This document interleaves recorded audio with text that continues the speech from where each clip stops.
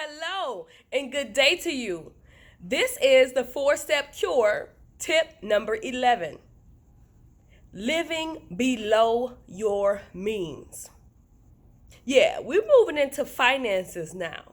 Just because you have it does not mean you need to spend it.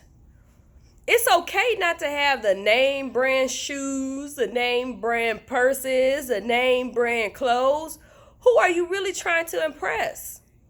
And when you get a raise, you just got some extra money. You don't have to splurge. There's no need to splurge. Give yourself time to settle in with the new money you've just made. Enjoy it. Unfortunately, we spend it before we get it. So what's the purpose? Enjoy it. Enjoy the fact that you have extra money. Don't go buy the refrigerator, the appliances, the furniture. Like every year, you don't have to buy new furniture.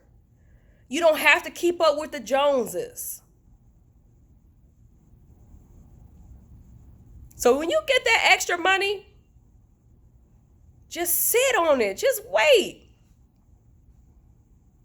And that is my pushing point for today.